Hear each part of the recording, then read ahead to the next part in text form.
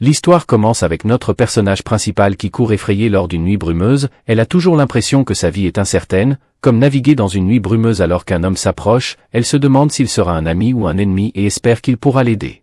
La scène passe à un flashback d'il y a 200 ans, à l'époque de Johan, où un groupe de croyants prit la nuit. Soudain, un démon apparaît devant eux, il souffle les bougies et provoque le chaos. Le démon Jinguan laisse une rose rouge et fait un sortie enflammé. Jinguan était humain mais il s'est transformé en démon d'une manière ou d'une autre. Il a erré sur Terre pendant de nombreuses années. Il a conclu des accords avec des personnes désespérées exaucant leurs vœux pendant 10 ans, après quoi leurs âmes seront envoyées en enfer. Guan se considère comme un être extérieur. Force qui donne de la valeur à ceux destinés à la misère plus tard, Guan rencontre un Hungry Man Pak Baku au port pendant une famine. Guan le tente avec un poisson et propose un marché, il révèle qu'il est un démon et promet la richesse pour les 10 prochaines années en échange de Baku. Soul the Hungry Man accepte avec enthousiasme et signe un contrat de sang dans le présent. DOI Participe AUX Korea CEO Awards 2023 OL Report le prestigious CEO Award of the Year. DOI est une personne riche et fait partie du groupe Mee, l'une des plus grandes sociétés de boissons de Corée. Quelques jours plus tard, sa secrétaire Shine apporte des nouvelles inquiétantes à propos d'un article révélant que quelqu'un a publié de mauvaises nouvelles sur le travail de Do sur leur boisson nouvellement lancée. Elle pense que quelqu'un au sein de l'entreprise essaie de lui prendre le pouvoir, alors elle demande à Shine d'enquêter et DOI tente également d'utiliser cette situation grave pour sortir d'un rendez-vous à l'aveugle organisé par sa grand-mère et présidente du groupe Mee, Je Chon-suk. Malheureusement, sa tentative ne fonctionne pas. Sa grand-mère insiste pour que DOI assiste au rendez-vous, menaçant de compromettre sa santé. Contrôle si elle ne le fait pas, sans autre option. DOI se rend à l'hôtel où la date est fixée en promettant de rester au moins 30 minutes pour éviter d'être impoli pendant ce temps. Guan, qui continue de remplir les subventions des gens, se rend compte que le temps est écoulé pour un des contrats cette fois, l'homme est le chef d'un groupe mafieux mais quand Guan arrive pour prendre l'âme du gangster, il ne veut pas accepter son sort, il tente de se battre et de négocier un nouveau contrat mais Guan refuse. Notre héros démon souligne que le gangster a gagné en pouvoir et en richesse au cours des 10 années qui ont suivi la prise de l'âme du gangster par Guan en utilisant son pouvoir. Il a ensuite mis en scène la mort comme un accident après le décès de l'homme. Guan s'enfuit mais il est remarqué par l'un des membres de la mafia mère entre-temps. Il se trouve que c'est une confusion avec le rendez-vous de Do, en conséquence, elle se retrouve dans le mauvais hôtel où elle rencontre Guan qui est occupé à se faire plaisir. Notre beau démon est perplexe quand prétend-il qu'ils sont censés avoir un rendez-vous en raison d'un malentendu sur le plus ils essaient de parler, plus ils deviennent frustrés. Guan veut juste rester en paix tandis que Do veut comprendre pourquoi cet homme est si impoli et indifférent, ils se rendent alors compte qu'ils ne se sont même pas présentés, alors DOI remet d'abord sa carte à Guan. Guan hésitant lui donne finalement sa carte, il est alors révélé que Guan, lorsqu'il ne travaille pas comme preneur de démons et d'âmes, dirige la Sunwall Foundation, une organisation qui soutient les artistes traditionnels. À la fin des 30 minutes de Do, elle décide de quitter les lieux en partant, elle se cogne involontairement. Dans les hommes mafieux qui sont arrivés à l'hôtel pour venger la mort de leur chef au même moment, un serveur lui apporte le gâteau préféré de Guan rempli de vengeance. Les hommes mafieux tentent de jeter le gâteau dans le chaos qui s'ensuit. Guan sauve rapidement son gâteau. Pendant que DOI s'excuse aux toilettes pendant que DOI est dans les toilettes, Guan s'occupe des hommes de la mafia en utilisant ses pouvoirs, il les piège dans un journal mais les laisse ensuite partir, ennuyé d'avoir gâché son gâteau et interrompu son temps paisible quand DOI revient, elle lui ordonne pour être moins impoli s'il se retrouve un jour sur le chemin du retour, DOI se demande comment sa grand-mère a pu la mettre en relation avec une personne aussi impolie. Elle parle à Shine de l'article et Shine révèle qu'aucune Sun est la PDG de la filiale du groupe Mee à part elle. Et derrière tout cela, DOI est déçu que quelqu'un dans sa famille soit toujours contre elle, il est révélé que DOI a en fait été adopté par Chan-suk après la mort de ses parents, la famille comprend le fils de Chan-suk, No Suk-min, PDG de Mea Electronics, sa femme Kim sera gérant directeur de Mira Electronics et leur fils timide No Do-gang, il y a aussi la fille de Shin-suk No Suan avec ses jumeaux et Ju-sakin le neveu Chunuk la grand-mère ne fait confiance à DOI qu'à la frustration des autres. Membre de la famille pendant le retour à la maison, reçoit-il un appel mystérieux du directeur financier de l'entreprise, Monsieur Shao prétendant détenir des informations qui pourraient faire d'elle la présidente du groupe Mee, elle reçoit ensuite un message d'adieu énigmatique de grand-mère Chanuk la conduisant à se précipiter à l'hôpital. DOI est ennuyé de découvrir que ce n'est qu'une farce que grand-mère Chanuk veut pour célébrer l'anniversaire de Doa, nous apprenons que les parents de Doa sont décédés le jour de son anniversaire il y a 20 ans, ce qui l'a amené à arrêter de célébrer. Grand-mère Chanuk veut trouver quelqu'un pour être là pour elle après son départ, alors elle offre à DOI 2 bagues, une pour son futur partenaire et une pour elle-même. DOI explique patiemment qu'elle ne souhaite pas se marier à ce moment-là. Shine les interrompt et annonce que DOI s'est trompé de date pendant que Guan continue de gérer sa fondation avec Puk Buk-gu, le même pêcheur de l'air Johan et Jae-young qui est également de la même époque à ses côtés après avoir parlé avec la grand-mère. Doi visite la plage en se remémorant ses parents et la dernière fois qu'ils ont célébré son anniversaire ailleurs. Le directeur financier qui avait appelé Doi plus tôt en prétendant avoir des informations est mystérieusement attaqué et tué après avoir passé le journée à la plage. Doi appelle un chauffeur via une application, elle monte dans le véhicule et ne remarque aucun inconvénient, mais le conducteur s'avère être l'homme qui a tué elle. Agent financier. Doi remarque qu'il y a quelque chose qui ne va pas lorsqu'elle reçoit un message de l'application de conducteur sur son téléphone. L'application dit que son vrai conducteur est encore à des kilomètres, réalisant des problèmes. Elle essaie de rester calme et demande au conducteur qui il est. L'homme arrête soudainement la voiture en lui disant de demander pourquoi elle est sur le point de mourir à la place. Révèle-t-il de manière énigmatique, c'est à cause de grand-mère Shinsuke et tente de l'assommer à l'aide d'un mouchoir imbibé de chloroforme. Notre intelligente héroïne fait semblant de s'être évanouie et le moment venu elle parvient à sortir de la voiture. Pendant ce temps, Gwan, à la recherche d'une nouvelle cible dans la tour de l'horloge sans son besoin désespéré d'être sauvé, il se téléporte ensuite à son emplacement. Doi plaide pour son aide, croyant qu'il est sa meilleure chance de survie. Gwan explique qu'il ne peut l'aider que si elle accepte un contrat de 10 ans sans avoir le choix. Cependant, en raison de l'urgence, Gwan décide d'affronter l'homme meurtrier avant de finaliser le contrat alors que Gwan combat l'homme et l'assomme. Doi cherche refuge sous un pont. Gwan s'approche pour l'aider mais l'homme reprend conscience et conduit la voiture vers eux. Gwan tente alors de les téléporter mais son pouvoir ne fonctionne soudainement pas en même temps, il lui échappe tandis que Gwan, après avoir réalisé que son pouvoir ne fonctionne pas, saute avec elle et ils tombent tous les deux dans l'eau en dessous de l'eau. Doi reprend conscience en premier et tente de sauver Gwan en saisissant son poignet, mais elle a du mal à le soulever à la surface pendant le processus. La marque du démon sur la main de Gwan est mystérieusement transférée sur la sienne quelque temps plus tard, le couple se réveille à terre et Doi y est soulagé vivant à ce moment-là. Remarque que son démon Mark est parti, il est choqué de le voir sur la main de Do. Doi s'évanouit soudainement, donc Gwan l'emmène à l'hôpital. Quand Doi se réveille, il réalise que le tatouage de Gwan s'est retrouvé sur sa main, lui donnant tous ses pouvoirs. Gwan ne peut utiliser que ceci. Pouvoir en touchant la main de Do. Lorsque Gwan lui parle du tatouage et de ses capacités, il pense qu'il bluffe alors elle l'ignore. Le pauvre Gwan retourne dans son département et raconte sa situation à Pak Boku qui travaille également comme son majordome après une enquête dont Boku apprend les conséquences graves si Gwan ne conclut pas un nouvel accord avec les humains. Il s'avère que si Gwan ne parvient pas à conclure des contrats, il finira par brûler et mourra sans choix. Notre héros part à la recherche de personnes désespérées pour répondre à leurs besoins en échange de leurs âmes 10 ans plus tard, mais sans ses pouvoirs, il manque lamentablement, ne parvient pas à conclure un accord avec un lutteur qui a plusieurs adversaires. Entre-temps, Doi qui est de nouveau sur pied se rend à l'hôpital où sa grand-mère est soignée. Elle aide sa grand-mère à rentrer à la maison après elle est sortie de l'hôpital. Sa grand-mère a un bon état de santé, ce qui fait que Doi se sent soulagé à la maison. Doi parle à sa grand-mère du mystérieux appel du directeur financier de l'entreprise. Elle demande ensuite à grand-mère Chanuk si elle cache quelque chose.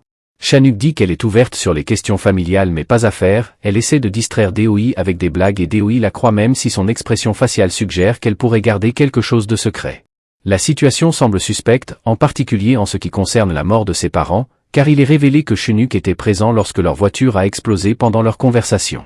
Le neveu de Hook Shin-Hook est livré avec un rapport de l'entreprise. Nous avons appris que Sang-Hook aime Doi et grand-mère Chanuk suggère avec désinvolture qu'il se marie à la fois avec Doi et Sokin, trouve cela ridicule et partent rapidement plus tard. Doi confronte la fille de No Suanshin qui essaie de nuire à l'image publique de Doi avec du négatif. Article sur ses produits, mais Doi renverse intelligemment la situation en menaçant de dénoncer les affaires extra-conjugales de Suan, ce qui oblige cette dernière à supprimer les articles négatifs entre-temps. Gwan se rend compte qu'il a besoin de l'aide de Doi pour récupérer ses pouvoirs, alors il envisage de la courtiser avec son visage charmant. Il parvient à attirer son attention et à l'emmener au bord de la rivière. Il tente ensuite de la noyer en la jetant à l'eau afin de pouvoir recréer la scène du jour où son tatouage lui a été transféré. Malheureusement, son plan ne fonctionne pas. Se sentant humilié, est-ce qu'il lui jette de l'argent en disant qu'elle ne lui doit rien, qu'il n'a pas le droit de la traiter durement juste parce qu'il lui a sauvé la vie? Est-ce qu'il part avec colère et Gwan se sent désolé en rentrant chez lui? Doi est presque attaqué avec de l'acide mais heureusement, Gwan la sauve rapidement. Malheureusement, il est blessé dans le processus. Ses actions ont un impact profond sur Doi et elle pense à la façon dont sa présence a tout changé dans sa vie. C'est à ce moment-là que le tatouage sur la main de Doi devient mystérieusement rouge. Gwan explique qu'il l'a sauvé pour protéger son tatouage spécial. Lorsque Doi s'inquiète de ses blessures, il se guérit comme par magie, lui révélant qu'il est un démon puissant, mais comme le tatouage est transféré à Doi, il ne peut utiliser son pouvoir que lorsqu'il est proche d'elle, rapporte plus tard Doi. L'attaque à l'acide à la police, ils lui disent que l'acide aurait pu lui faire du mal et qu'elle a de la chance d'aller bien étant donné l'attaque sur la plage et maintenant cet incident à l'acide. Les détectives se demandent pourquoi quelqu'un voudrait lui faire autant de mal pendant que Doi parle aux polices. Une femme étrange essaie d'avertir Do-Wan d'un danger imminent, mais il l'ignore à cause de son apparence anormale après que Doi ait fini de faire sa déclaration. Guan la reconduit chez elle sur le chemin du retour. Deoi suggère que Guan devienne son garde du corps pour rester proche et la protéger ainsi que les autres. Tatouage important, mais Guan refuse l'offre pensant que c'est en dessous de lui, il la dépose ensuite et retourne dans son appartement somptueux mais ancien plus tard dans la nuit. Il regarde les informations et reconnaît le directeur financier de l'entreprise, M. Shao, comme l'homme qui lui avait téléphoné. Les informations rapportent que le directeur financier a été accusé de détournement de fonds et s'est suicidé. Deoi inquiet appelle grand-mère Chunuk pour vérifier l'entreprise. Chunuk est surpris par la mort de M. Cha mais rassure Deoi que tout est sous contrôle après l'appel. Chunuk demande à sa secrétaire de rassembler des articles de presse sur la mort de M. Cha et les états financiers de l'entreprise pour la dernière décennie. Chunuk examine attentivement les déclarations et découvre quelque chose d'alarmant. Nous la voyons ensuite affronter un homme mystérieux vêtu d'une veste en cuir, l'accusant d'avoir franchi la ligne et d'être impliqué dans un meurtre. L'homme s'en va en silence mais clairement furieux le lendemain matin. Guan se réveille positif, il dit à Bok qu'il peut récupérer son tatouage en recréant la situation de la nuit où il l'a perdu, soudainement ses doigts s'enflamment, provoquant le chaos. Cela indique seulement qu'il s'enflammera bientôt s'il ne parvient pas à trouver des âmes humaines. Et passe un contrat avec eux. Maintenant terrifié, Guan accepte d'être le garde du corps de Do, il l'emmène sur un toit en affirmant que c'est le meilleur endroit pour trouver des gens désespérés qui ne veulent rien d'autre que de répondre à leurs besoins actuels, juste au moment où ils entendent l'appel d'une mère pour son enfant mourant. Guan amène Doil à un hôpital pour conclure un accord avec une mère désespérée, il fait ensuite pression sur la mère en détresse pour qu'elle conclue un accord. La mère accepte d'échanger son âme et d'aller en enfer pour sauver son enfant, voyant que Deoi est dégoûté que Guan profite de le désespoir des gens de survivre dans la frustration, elle le congédie comme garde du corps et s'en va plus tard dans la nuit. Guan dit à Boku qu'il pense que Deoi reviendra quand elle sera à nouveau en danger en retour. Boku partage des détails sur la nuit où Guan a perdu ses pouvoirs puisque c'était la nuit. D'une pleine lune, ils devraient attendre une autre pleine lune pour récupérer les pouvoirs, cela signifie qu'ils doivent attendre 28 jours de plus pour que Guan tente de se faire tatouer par Deoi le lendemain. Deoi a du mal à se concentrer au travail hanté par l'accord de Guan. Avec la mère désespérée pendant que sa secrétaire Shine travaille à trouver des gardes du corps pour elle plus tard, Deoi est surpris de trouver Guan attendant devant sa voiture, prêt à être son garde du corps, les deux parlent ensuite de la raison pour laquelle ils ont changé d'avis. Deoi est curieux de connaître la vie de Guan tandis que pour Guan Deoi est la seule option pour récupérer son pouvoir pendant qu'ils discutent. Deoi reçoit un message de grand-mère Chanuk dans le message Chanuk exprime son amour pour Deoi et dit qu'il est temps d'y aller. Deoi pense que c'est une autre farce de sa grand-mère mais elle demande à Guan de la rejoindre en voiture. Lieu malheureusement cette fois, ce n'est pas une farce. Deoi trouve sa grand-mère morte dans sa serre bien-aimée dévastée, elle supplie Guan de la sauver mais il explique qu'il ne peut pas ramener les morts à la vie. La scène se déplace vers les funérailles de Chan où ses enfants font semblant de le faire. Être malheureux en priant pour leur respect. Deoi apprend bientôt de manière surprenante que grand-mère avait ordonné la formation d'une équipe d'audit juste avant sa mort, mais quelque chose de très urgent est survenu, donc cela a été mis en attente. Guan offre ensuite du vin à Deoi et l'écoute pendant qu'elle parle de sa grand-mère. Elle partage la conviction que les gens portent du noir lors des funérailles pour empêcher l'esprit décédé de les suivre chez eux. En entendant cela, Deoi devient bouleversée car elle porte du noir pour dire au revoir à sa grand-mère pour la réconforter. Guan utilise ses pouvoirs pour changer la couleur de sa robe du noir. À ce moment-là, un papillon apparaît devant Deoi qu'elle croit être l'esprit de sa grand-mère. Deoi exprime ensuite sa gratitude à la vieille dame pour l'avoir aidée lorsque ses parents sont morts et espère se revoir dans leur prochaine vie. Ensuite, les détectives révèlent que Chiansuuk avait pris d'Élophénique avant sa mort, un médicament auquel elle était allergique. Deoi trouve cela suspect, alors elle le relie à la mort du directeur financier, à la mort de M. Cha, à l'audit d'urgence et aux attaques contre sa vie, mais le fils de Chiansu, Sukmin, et la famille insistent pour garder la véritable cause du décès est un secret pour éviter des conséquences négatives sur le cours des actions de l'entreprise. Il confronte la famille à ce sujet et révèle à tout le monde que sa grand-mère a peut-être été assassinée peu de temps après que l'avocat de la famille ait commencé à lire le testament laissé par Chunuk révélant le nom de la vieille dame. Lègue les biens immobiliers à la fondation de bien-être Anne Saran tandis que les droits de gestion du groupe Mei, les actions de ses filiales et tout le reste reviennent à nul autre que sa petite-fille bien-aimée Deoi Sukman et le reste de la famille sont choqués mais Deoi est encore plus surpris lorsqu'elle apprend à propos des conditions attachées à ses nouvelles responsabilités, elle doit se marier d'ici 1 an, sinon tout ira à la fondation sociale en Saran. Il est également révélé que pour aider sa famille à faire face à cette dernière surprise, grand-mère Chanuk a laissé des lettres à ses enfants, elle a critiqué la façon dont l'argent a été dépensé. A rendu Sukmin et la famille sans cœur après l'audience. Suan perd son sang-froid et tente d'attaquer Deoi mais en vain pendant ce temps, Deoi s'approche de Guan et prend la décision audacieuse de lui proposer, malheureusement, il la refuse, la surprenant. Guan explique qu'il est son garde du corps. Et veut garder le travail et la vie personnelle séparés, il la ramène ensuite chez elle en toute sécurité après son départ. Deoi se rend compte qu'elle est seule pour la première fois en 17 ans avant de pouvoir traiter ses sentiments. Des notifications concernant sa proposition rejetée apparaissent, la rendant d'autant plus déprimée qu'elle plus tard rencontre Duan et exige une réponse honnête sur les raisons pour lesquelles il a rejeté sa demande en mariage. Gwan insiste sur le fait qu'il veut rester célibataire et bien qu'il prétend ressentir la même chose, elle est certainement gênée. W souligne qu'elle aurait pu demander à n'importe quel homme mais qu'elle l'a choisi alors il veut je sais pourquoi les deux continuent de se chamailler à propos de la proposition jusqu'à ce que Deoi s'éloigne avec colère. Duan suggère de lui faire un tour en exprimant son inquiétude quant à une autre attaque potentielle pendant le trajet. Deoi réfléchit sur la vie et pourquoi nous nous sentons souvent tristes. Elle pense que c'est parce que beaucoup d'entre nous recherchent le bonheur dans des choses qui s'avèrent fausses. Elle partage sur ses défunts parents à Duan et comment ils sont morts dans un terrible accident de voiture. Deoi révèle également qu'elle s'est tournée vers le travail pour éviter de se sentir triste, coupable et de s'apitoyer sur son sort. Elle finit par s'endormir tranquillement dans la voiture. Gwan place la lettre de Shin-suk qu'elle a laissée à l'enterrement dans son sac avant de la réveiller. Il se souhaite bonne nuit en arrivant à la porte de l'appartement. Deoi ajoute ensuite Gwan comme contact d'urgence sur son téléphone afin qu'il soit facile de l'appeler. En cas de danger après son départ, elle lit la lettre de grand-mère Shin-suk, ce qui lui fait naturellement monter les larmes aux yeux dans la lettre. Grand-mère s'excuse d'être partie seule pour faire face aux défis et l'encourage à trouver quelqu'un pour soulager sa solitude comme elle le faisait auparavant. Quand elle était en vie, grand-mère Chanuk exhorte également Doa à abandonner s'il devient trop difficile de gérer l'entreprise elle-même et de se sauver. Deoi se souvient des souvenirs avec sa grand-mère et réfléchit à ses paroles le lendemain.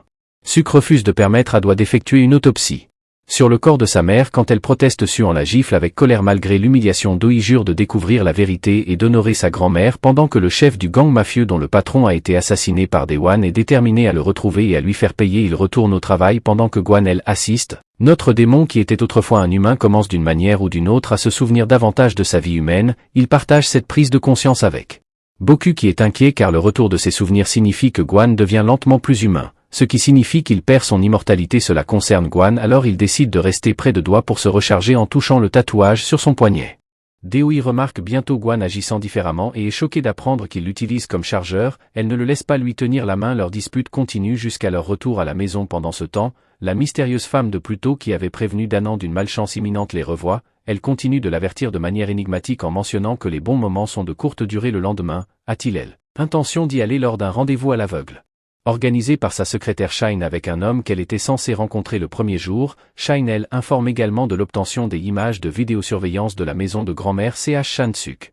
Deoi avec l'aide d'un Gwan réticent parcourt les images et considère utilisant ses pouvoirs pour trouver le tueur. Gwan lui fait alors promettre de l'aider à récupérer son tatouage après avoir trouvé le tueur. Il la convainc également de le laisser se recharger à tout moment et n'importe où. Ils apprennent malheureusement que Gwan est incapable d'utiliser son pouvoir pour trouver le tueur parce qu'il n'a jamais vu le visage de l'agresseur à cause de son masque, tandis qu'un homme vêtu d'une veste en cuir visite le bureau de Shin-suk et se souvient de leur dernière conversation.